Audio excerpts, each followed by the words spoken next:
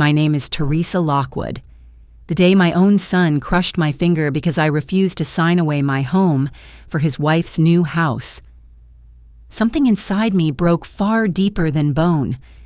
In that moment, I realized he didn't see me as his mother anymore, just an obstacle standing between him and money. And that's when I began to plan.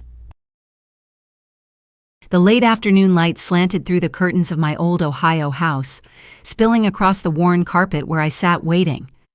The familiar creak of the porch steps signaled visitors, though I already knew who they were. Moments later, the door swung open, and Daniel and Marissa breezed in with that strained cheerfulness I had grown accustomed to. He carried a flimsy box of grocery store cupcakes, while she looped her arm through his as if they were the picture of a doting couple. "Surprise!" "Mom," Marissa sang, setting the box on my kitchen table as if it were some grand gesture. I forced a smile, though the sugar-scented air felt more like camouflage than kindness. They settled into the chairs across from me, voices lilting with excitement as Daniel pulled a folded brochure from his jacket. "We found it," he said, his grin wide but tight at the edges. "The house we've been dreaming about." Marissa leaned in, her manicured finger pointing to glossy photographs of a suburban palace, 5 bedrooms, a manicured lawn, an in-ground pool. She spoke quickly, her words rehearsed, painting visions of barbecues, family gatherings, and a future that sparkled too brightly to be real. I nodded slowly, letting them unspool their pitch. Daniel's tone softened as he added, "It even has a downstairs room, perfect for you. No more worrying about being alone here." He said it like an offer of safety, but the chill behind it made my stomach turn. Then the folder appeared, paper clipped and highlighted. It slid across the table toward me. "All we need is your signature," Daniel said, his voice calm but eyes sharp. "Just a co-signer, that's all. With your credit, it's a sure thing." I studied the lines of text without touching them. This is a big step," I murmured, careful to keep my tone even. "I can't risk my house if something goes wrong." His jaw twitched. Marissa tried to soothe the moment, her hand brushing mine in a gesture meant to reassure, though her smile didn't reach her eyes. "Nothing will go wrong," she whispered. "You'll be with us. Always." Silence thickened, heavy as lead. I pushed the folder back gently, shaking my head. "No, I can't do this." For a heartbeat, the air didn't move. Then Daniel's expression snapped. The softness drained away, leaving only raw impatience. He reached across the table, his fingers clamping around my hand. Before I could react, pain tore through me, white-hot, shattering as he twisted until I heard the sickening crack. A cry escaped my throat, sharp and helpless. My finger bent at an unnatural angle, pulsing with agony. Marissa gasped, but froze, eyes darting between us, her lips parted but no words coming out. She stayed rooted in her chair, watching as though paralyzed. Daniel released me, his face pale but unrepentant. "You're being ridiculous," he snapped, voice trembling with a mix of fear and fury. "We're offering you a better life. Why do you have to make everything so difficult?" I cradled my injured hand against my chest, breath ragged, tears stinging the corners of my eyes. But behind the haze of pain, something else took root, something cold, steady, and unyielding. This wasn't just about money. It wasn't even about the house. This was my son breaking more than bone. He had severed trust, love, the fragile thread of family that I had clung to for so long. And as the throbbing in my hand deepened, so did my clarity. He thought he had broken me. He thought pain would silence me. But in that searing moment, I made a vow to myself, quiet, unspoken, but ironclad. I would not remain the victim in my own home. The days that followed blurred together in a haze of pain and careful performance. My hand was wrapped in bandages, the throbbing constant, but I leaned into the frailty it suggested. When neighbors passed by and asked how I was doing, I sighed softly, muttered about bills, about how the smallest expenses seemed heavier now. I wanted everyone, especially Daniel and Marissa, to believe I was weaker than ever. It didn't take long for them to return. They stepped into my kitchen with expressions painted in concern, Daniel's brows drawn together, Marissa's voice lilting with sympathy. "How are you holding up?" she asked, her hand brushing my arm as if her touch carried genuine warmth.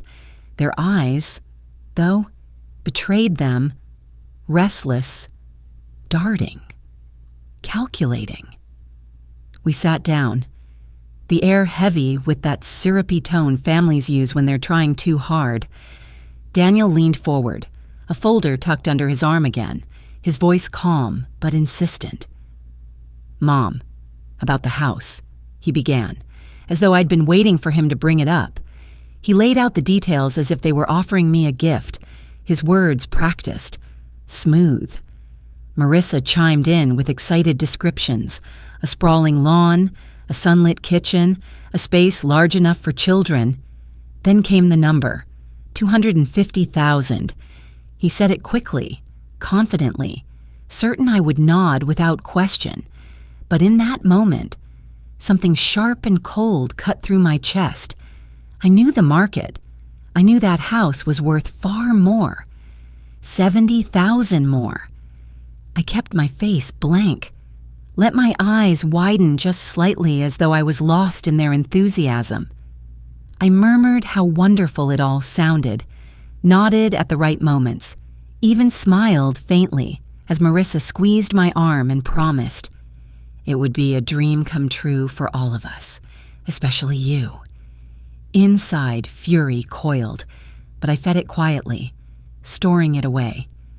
When they finally left, their voices still echoing with false cheer, I sat in the silence of my kitchen. The folder lay on the table where they'd left it, like a trap waiting to snap shut. I reached for the phone. My hand trembled, not with weakness, but with resolve.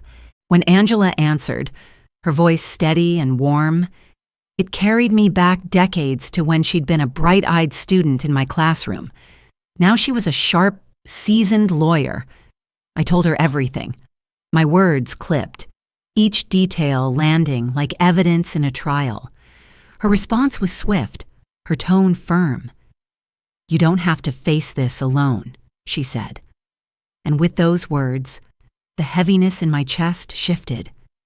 I had an ally, someone who understood the stakes and had the tools to fight. For the first time since the bones snapped in my hand, I felt a surge of control. The mask I had built, frail, pitiful, vulnerable, would become the very disguise that allowed me to strike. I hung up the phone with a new clarity. I was not the helpless old woman they thought. I had a shadow standing with me now, and together we would see just how far Daniel and Marissa were willing to go. A few days later, I met Angela in a quiet cafe on the edge of town. The place smelled faintly of roasted beans and cinnamon, but I barely noticed.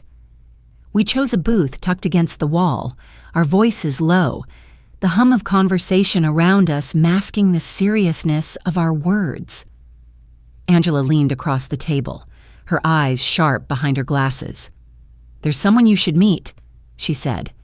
A man soon joined us, carrying the kind of presence that needed no introduction. He was older, sturdy, with a measured gaze that told me he missed nothing. Angela introduced him simply, Marcus, a private investigator. He listened as I laid out the situation, his pen scratching notes on a pad. When I finished, he nodded once and said he'd start immediately. There was no hesitation, no judgment, just quiet efficiency. Within days, Marcus reported back. We met again, and this time he brought photographs. Glossy prints slid across the table, Daniel and Marissa in hushed conversation with a real estate agent I didn't recognize. Documents exchanged, handshakes too polished to be casual. "They're hiding details from you," Marcus said flatly. "The numbers don't add up." I studied the images, my stomach tightening, but it was his next revelation that turned the air heavy in my lungs. This wasn't the first time. He uncovered a pattern, a trail of small betrayals threaded through family ties. Years ago, Daniel and Marissa had pressured an elderly aunt into lending them $50,000. They never repaid it. The woman, frail and too proud to pursue them legally, had simply absorbed the loss. I stared at the photographs, anger simmering into something steadier, colder. My son and his wife weren't just circling me. They had been circling others for years, testing who was weak enough to exploit. That night, lying awake in the stillness of my house, I felt a grim sort of clarity. This wasn't just about saving myself. It wasn't even just about punishing Daniel for what he'd done to me. It was about stopping them, ending the trail of theft and betrayal that cut through my family like a disease. For the first time, I allowed myself a thin smile in the darkness. They believed they had me cornered, but they had no idea that I now had Angela's sharp mind, Marcus's watchful eyes, and a fire in my chest that burned hotter than any fear. I was done being prey. It was time to build the snare. Late on a gray Sunday afternoon, I heard their car crunch across the gravel drive. By the time I opened the door, Daniel was already striding in, Marissa close behind him with a folder pressed against her chest like it held salvation. They didn't even pretend this time. No small talk, no cupcakes. They went straight for the kitchen table. Daniel snapped the folder open, spreading out the papers as though unveiling a treasure. "Here it is," he said, tapping the page. "All you need to do is sign. Mom. Right here. Then we can finally move forward." His tone carried the edge of command rather than request. I lowered myself into my chair, eyes narrowing just slightly before I masked it with a vacant smile. My fingers brushed the pages, moving deliberately slow, lips moving as I sounded out each line like a school teacher reading to herself. I let the silence stretch, dragging my finger across the fine print. Marissa reached out, her voice soft and syrupy. "You'll love it there. There's a bedroom on the main floor, a garden out back. You could sit in the sun every morning and never feel lonely again." Her smile was warm, but it was too warm, like a heat lamp meant for hatching snakes. As I read, my pulse quickened, buried among the clauses. There it was, if they defaulted. Every asset of mine, even this old house, would be claimed by the bank. My jaw tightened, but I forced a tremble into my hand, made my voice quaver as I asked, "This part, does it mean anything important? I can't quite understand." Daniel leaned closer, his patience already thin. "It's just legal jargon. Nothing for you to worry about. Just sign, Mom." While he pushed the pen toward me, my thumb slid across the clasp of my necklace. The tiny recorder hidden inside blinked alive with a soft vibration I alone could feel. Every word they spoke now belonged to me. I let Marissa's promises flow over me like poison-coated honey. To her, my future was a room painted in pastel colors, boxed neatly within their control, a golden cage, nothing more. When I hesitated, Daniel's mask cracked. He slammed the pen down and hissed, "You always have to complicate things. You're selfish. You're standing in the way of our future." The words sliced sharper than the pen's tip, but I kept my face slack, eyes wet, shoulders hunched as though cowed. Inside, though, I felt the recorder humming against my collarbone and knew the mask had slipped at last. For the first time, his true voice, the ugly, impatient one, was captured. sealed away for the moment I would need it. The conversation stretched long into dusk, the light outside fading into streaks of violet while their voices sharpened with urgency. They had expected me to fold quickly, to scribble my name and end their anxiety.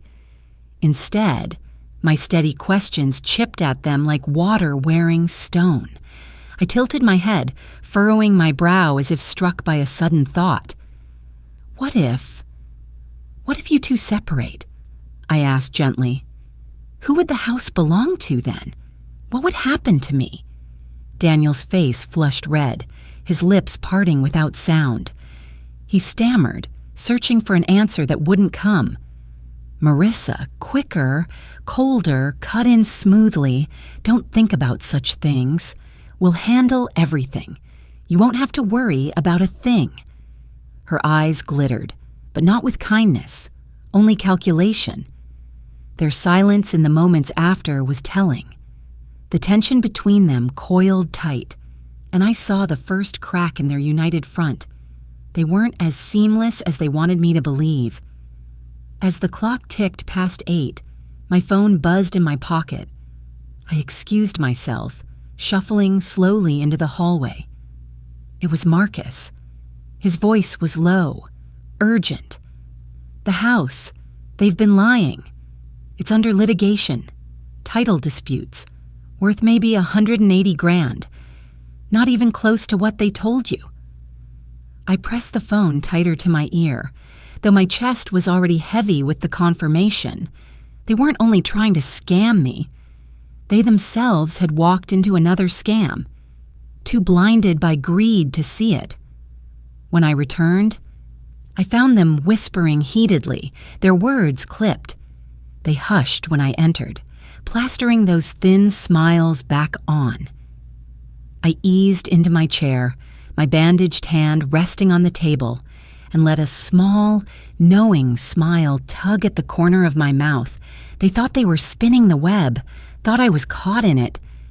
But as I watched them glance nervously at each other, their eyes filled more with suspicion than love, I understood the truth. The web had already begun to tighten, but not around me. The bank's private meeting room smelled faintly of polished wood and old paper. Daniel strutted in at my side, his steps quick and impatient, while Marissa trailed just behind, dressed in a gleaming emerald dress and pearls that seemed too extravagant for a weekday morning. She wore her excitement like perfume, trying to mask the nervous energy radiating from her every move. Richard, the branch manager, greeted us with professional calm. He shook my hand with measured respect, then led us to a round table stacked with documents. "Let's go over the process," he said, his tone steady, as though this were nothing more than routine. Daniel leaned forward immediately. "We've explained it all already. She understands." His words carried a twitch of control, as though he feared letting the reins slip even for a second. Richard ignored him and turned his attention to me. "Mrs. Lockwood, before we proceed, we'll need to verify your current financial status. Could you provide any records?" I fumbled with my purse, pulling out the worn savings passbook I had kept for decades. Its faded cover and yellowing pages were part of the disguise. I placed it on the table with a timid smile, lowering my gaze. "This is all I have," I murmured, as though embarrassed to show how little there was. Richard opened the book and studied it briefly, then turned to his computer. The click of his keyboard filled the silence. I felt Daniel's eyes burning into me, his knee bouncing under the table. Marissa clasped her hands too tightly, her knuckles paling. Then Richard's voice broke the tension. "Interesting," he said, swiveling the screen so all of us could see. Rows of accounts appeared, balances gleaming in numbers that seemed to stretch forever. "According to our system, your total holdings are just under $3 million, investments, retirement accounts, and multiple certificates of deposit." Daniel went rigid. His jaw slackened, eyes wide as if the air had been knocked from him. For a moment, he looked like a boy caught stealing from the cookie jar, but then something darker crossed his face. His shock melted into hunger. "Mom," he whispered, his voice almost reverent. "Why didn't you ever tell us?" I widened my eyes in mock confusion, lowering my voice to a fragile tremor. I didn't know. Your father handled everything. I only have this little book." Daniel leaned forward, seizing the papers, his tone rising with urgency. "All the more reason to sign now. It's nothing to you, just a name on a page. We can take care of everything else." His fingers tapped the lines he had already marked, impatient, insistent.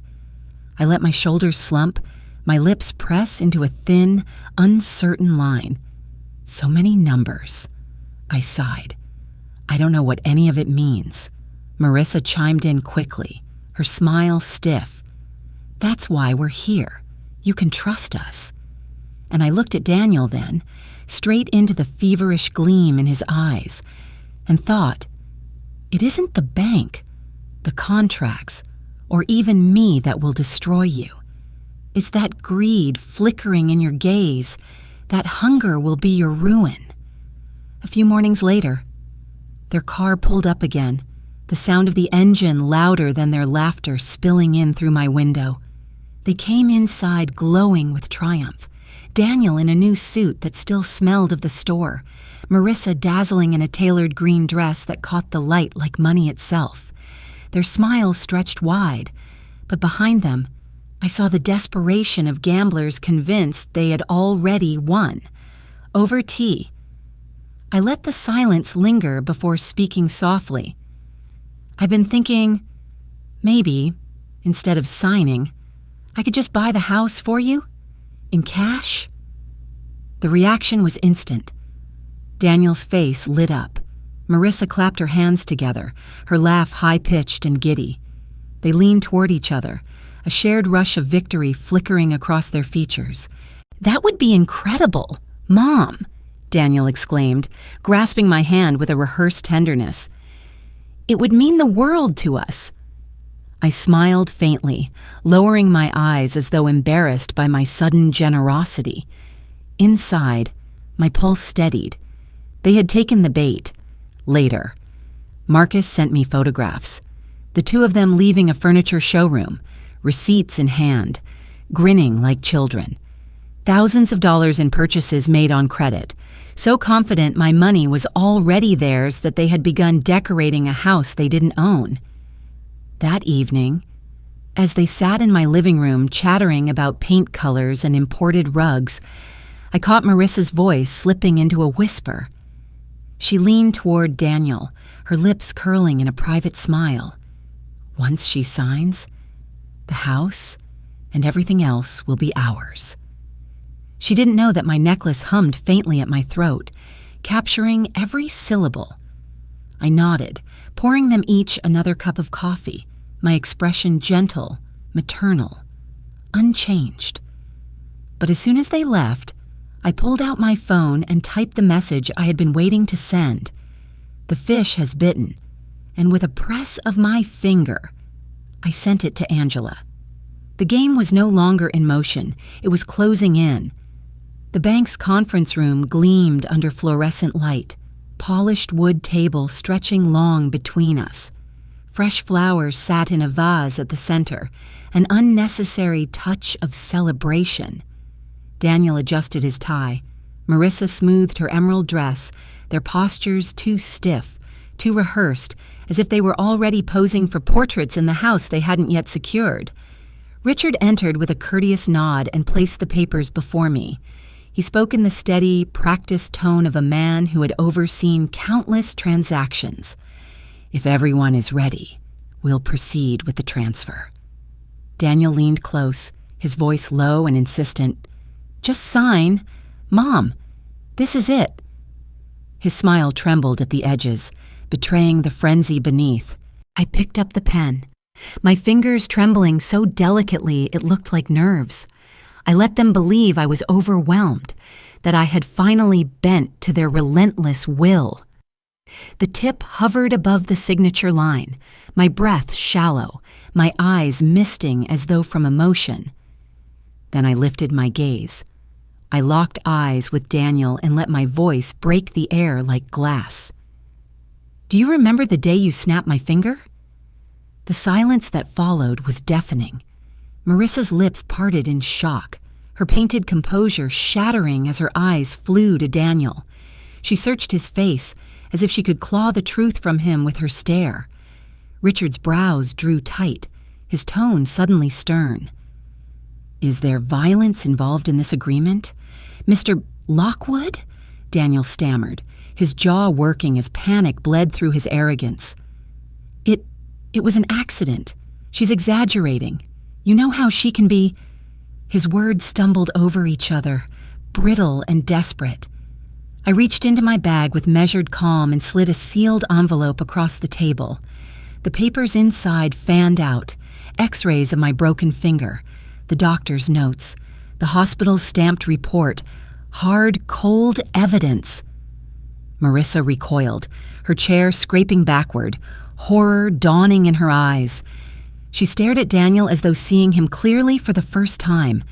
He reached for her hand, but she pulled away, leaving him alone under the weight of his own unraveling mask. The room seemed to tilt, heavy with the truth now too thick to ignore. Richard's gaze hardened, his voice clipped. "These are serious claims. Mrs. Lockwood, are you saying this injury was intentional?" I met his stare, my hand steady now as I folded the x-ray back into place. My lips curved into the faintest of smiles, not from joy, but from resolve. Every word, every promise, every threat they've made to me has been recorded, from the first knock on my door to this very moment. Daniel's face drained of color. He opened his mouth, then closed it again, caught between denial and rage. The conference room, once staged for celebration, had become a courtroom without walls, and I sat not as the frail woman they believed they could break, but as the witness who had finally spoken the truth aloud. The conference room felt frozen after my words. Papers lay scattered on the polished table, the x-rays glaring up like silent witnesses. Daniel sat rigid, pale, his lips pressed tight. Marissa's breathing came in shallow bursts, her eyes darting between me and her husband. And then, the door opened. Angela entered first, her heels striking the floor with quiet authority. Behind her came Marcus, his camera bag slung over one shoulder, and two uniformed officers whose presence shifted the air entirely. Marissa stiffened in her chair, while Daniel's head snapped toward me, panic rising in his eyes. Angela laid a thick file on the table, her voice calm but sharp enough to cut glass. "Mrs.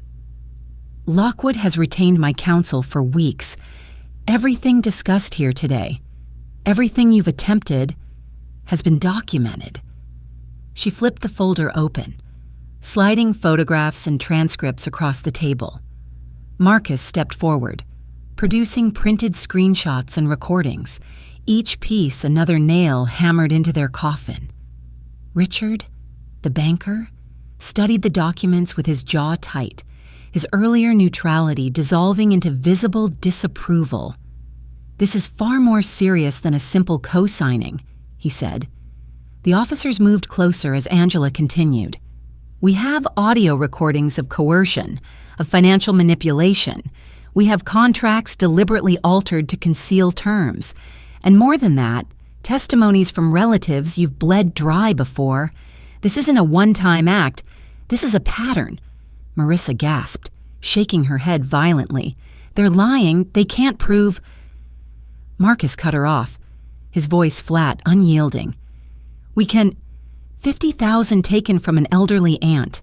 Thousands drained from a cousin's account under false pretenses. Every name, every date, every receipt is here." Daniel slammed his hand against the table, the sound jolting through the room. "Stop this!" His voice cracked, desperation leaking through the anger. "This is family. You don't get to drag us through the mud like this." One of the officers unfolded a sheet of paper and began to read aloud, his voice steady, echoing in the stillness. "Daniel Lockwood and Marissa Lockwood, you are under arrest for financial fraud, elder abuse, and conspiracy to defraud. You have the right to remain silent." The words sank into the walls. Marissa's sobs broke the silence, high and desperate. Daniel lurched to his feet, only to be forced back down, the metal bite of handcuffs clicking around his wrists. The sound rang sharp and final, the metallic click echoing like a gavel striking. Marissa's hands trembled as the second officer cuffed her, her pleas dissolving into incoherent fragments. Daniel turned toward me, his face contorted with a fury laced with fear. "You can't do this to me. I'm your son, your own flesh and blood." His voice broke, raw, almost feral. I met his eyes steadily, my bandaged hand folded over my lap. For a heartbeat, I saw the boy he once was, small, laughing, running through the yard with grass stains on his knees. But that image evaporated beneath the weight of who he had become. "My son disappeared the day you crushed my hand," I said quietly, my words firm enough to pierce through the chaos. "What sits across from me now is no child of mine, only a thief who thought I would stay silent." Daniel froze, his jaw slack, the fight draining from him as the officers pulled him toward the door. Marissa stumbled beside him, her sobs filling the sterile room. The door shut behind them, leaving only the faint echo of their protests. The silence that followed was heavy, but not suffocating. It was the silence of a net finally drawn closed, every thread pulled tight until nothing could escape, and for the first time in years, I exhaled without fear. Months slipped by, and the quiet of my old Ohio house felt different now, lighter, no longer weighed down by dread. The trial had ended, the sentences handed down. Daniel was given years behind bars, his fury and excuses silenced by the judge's gavel. Marissa's punishment was lighter, but the stain of her conviction clung to her like smoke that would never wash out. News outlets carried the story farther than I ever imagined. Headlines spoke not just of fraud, but of betrayal, of how a son turned against his mother. Reporters called me a survivor. Communities invited me to speak. In church basements, libraries, and town halls, I told my story to rooms filled with faces lined by age and experience. Some eyes shone with anger, others with relief, as if hearing my words gave them permission to confront their own silent battles. I became, unwillingly at first, a symbol. People wrote letters thanking me. Strangers stopped me on the street. They told me they had been afraid to speak, afraid to stand against their own children, their own kin. My story cracked something open for them, and I carried that weight with humility and resolve. One evening, as the sun bled orange across the horizon, I sat by my kitchen window and looked down at my hand. The finger Daniel had broken was whole again, though a faint curve remained where the bone had once split. I traced the ridge with my thumb, whispering to myself, "This scar will always remind me, silence never saves anyone." And with that truth burning steady inside me, I chose the shape of my remaining years, not as a victim, not even just as a survivor, but as a flame, a warning, a call. I would spend the rest of my life ensuring no elder, no parent, would ever feel trapped in fear by the very children they once cradled. The scar was mine to keep, but the freedom was mine to give.